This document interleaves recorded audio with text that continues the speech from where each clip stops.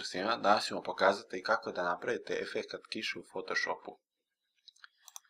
Znači šta je potrebno da uradimo? Znači otvorit ćemo jednu sliku, znači vi ovo možete raditi na bilo kojoj drugoj slici, znači ako želite baš ovu sliku ostavit ću link u description, ili možete raditi i bez slike, znači kreirate novu radnu površinu.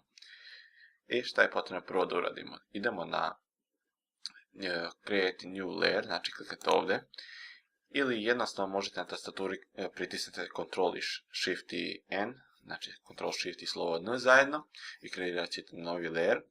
I zatim izaberete Paint Bucket Tool, znači ako vam nije ovako tu ikonica, znači kliknete desni klik i izaberete Paint Bucket Tool. I zatim morate se pobrinuti da vam boje budu crna i bela, znači ovo dole. Ako nije, znači samo kliknete na kocku tu i izaberete boju, znači mora da bude crna i bela.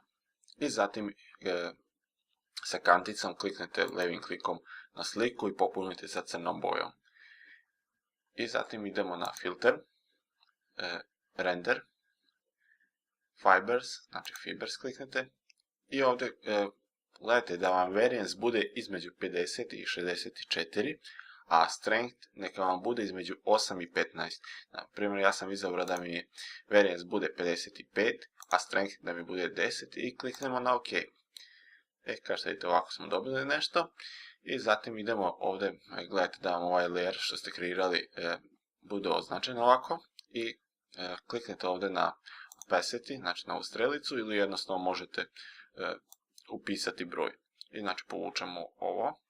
I gledamo da bude ovako nešto, znači nekih 17%. Znači to smo, ja ću ostaviti da bude mi opacity na 17%, znači to je ok. I zatim idemo na filter, blur, motion blur izaberete. I ovdje kao što vidite ugao je 0 stepeni i distance je 500 piksela. I šta je potrebno, znači okrenite ovaj krug i stavite negdje ovako, znači da vam bude, da vidite šta se dešava na slici kada budete menjali distance.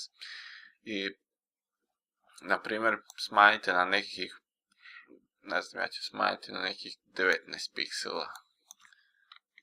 Znači to meni tako odgovara, znači vi možete i više ili manje, vidjet ćete kako će vam izgledati na slici. I zatim, znači ugao ću malo promijeniti, neka bude 69 stepeni i mislim da to je to i tako pravite efekat kiše u Photoshopu.